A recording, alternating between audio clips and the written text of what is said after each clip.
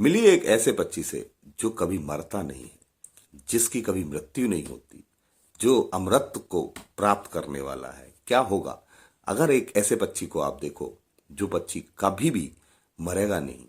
क्या होगा, वो कैसा दिखता है, कहाँ पाया जाता है, किस तरह का उसका व्यवहार होता है, देखने में कैसा लगता है, ये सारे पक्षी की जानकारी, इस पक्षी की जानकारी हम देखें इस पूरी वीडियो में।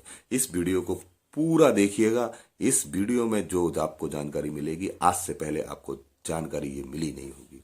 इस वीडियो के माध्यम से हम आपको बताते हैं ये पक्षी कैसा है, अमर कैसे हुआ और किस तरह का इसका पूरा प्रोसेस है, किस तरह से अमृत को प्राप्त होता है, ये पूरी जानकारी आपको देने वाले हैं। अब तक इस पक्षी के बारे में जानकारी हम लोगों को क्यों नहीं मिल पाई, ये क्या, इसका राज क्या है, ये कैसे लोगों के बारे में, लोग इसके बारे में नहीं जान पाए। इस पक्षी में इसका नाम है फोनिक्स।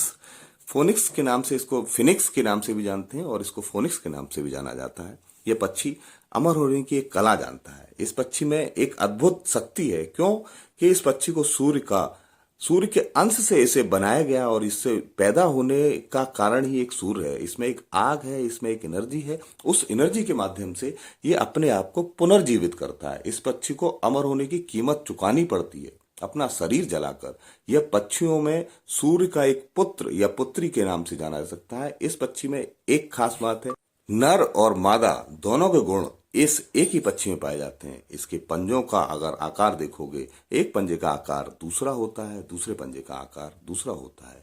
इस पक्षी का एक पर का कलर दूसरा होता है, दूसरे पर का कलर दूसरा होता है।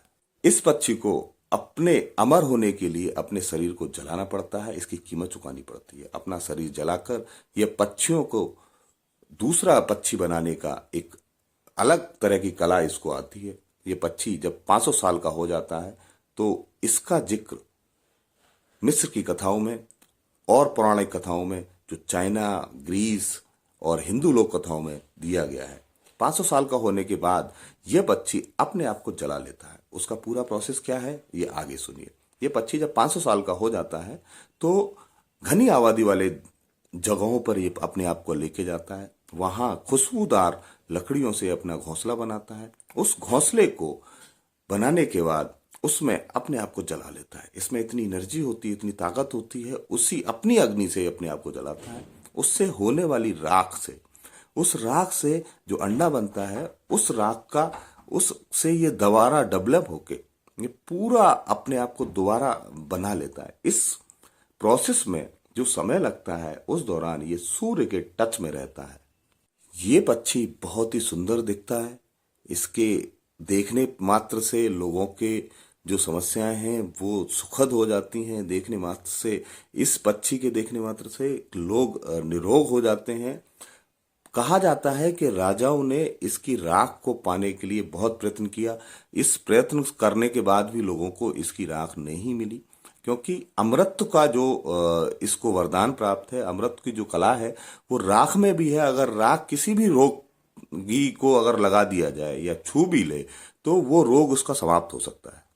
एक बार खत्म होने के बाद, राख बनने के बाद जो दूसरा फिनिक्स उत्पन्न होता है, दूसरा पक्षी जो बनता है, वो उससे बड़ा होता है, उससे ज्यादा ताकतवर होता है, उससे ज्यादा सुंदर होता है। तो 500 या 1000 साल में ये एक बार इस प्रोसेस को अपनाता है और अपने आप को रिवाइव करता है। इस रिवाइव करने की प्रक्रिया में अपने आप को और ज्यादा स्ट्रांग पक्षी के रूप में दिखाता है। तो इसका आकार बहुत ही बड़ा हो चुका है और ये अभी भी इसी देश में, ये धरती पे केवल एक ही पाया जाता है और पूरी धरती पे एक ही फिनिक्स पक्षी का मिलना एक अद्भुत संयोग है। लेकिन हर जगह ये दिखाई नहीं देता। आज तक किसी को दिखाई तो दिया ही नहीं है। जब फिनिक्स के मरने का समय आता है तो ये पहले खुशबूदार टहनियों को इकट्ठा करता है और उसे घोंसला बनाकर ये अपने आप को जला लेता है। लेकिन दोस्तों, इस विचित्र से पक्षी की कहानी यहीं खत्म नहीं होती।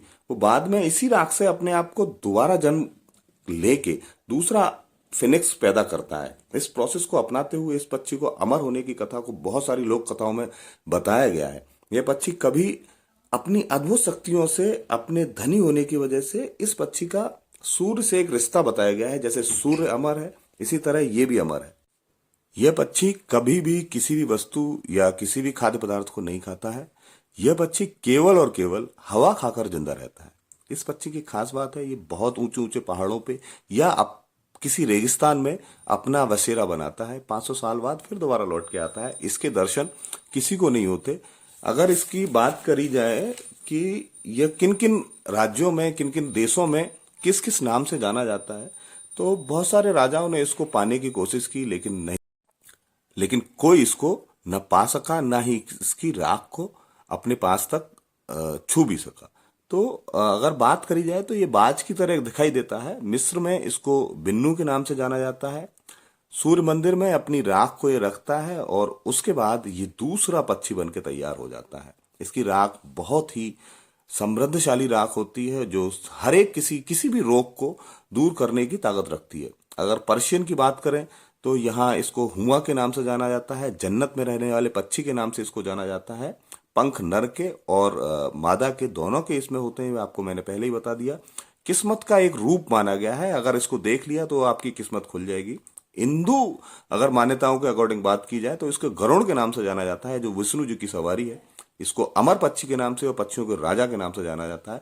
चाइनीज मेथोडोलॉजी की अगर बात करते हैं तो उसको हुआंग पक्षी के नाम से जाना जाता है। इस पक्षी के बारे में बहुत सारी मान्यताएं हैं, बहुत सारे लोग इसको अलग अलग चीजों के नाम से जानते हैं, और इन सबको अगर मिला लिया जाए तो सब में एक समानता यही है कि ये एक अमर पक्षी है। इस पक्षी को अमरत्व का ज्ञान है, और इन सभी चाइना, पर्शियन, ग्रीस और भारत, इन सब में केवल और केवल यही एक पक्षी है जिसको अलग अलग नाम से जाना जाता है। अलग अलग विचारों के साथ, अलग अलग कथाओं के साथ इसको प्रस्तुत किया जाता है, पर समानता वही है कि इसको अमरत्व का ज्ञान है। प्रोसेस हर कथाओं में, हर जितनी भी मेथोडोलॉजी हैं, जितनी भी लोक कथाएं हैं, सभी में यही बताया गया है कि ये एक अमर पक्षी है। नाम अलग है लेकिन पक्षी वही है जरूर, देखा किसी ने नहीं है। फिनिक्स के बारे में बहुत सारी जानकारियां हैं। आप देख रहे हैं समाज एक सोच वरुण कुमार सिंह के साथ। बने रहिए, प्लीज सब्सक्राइब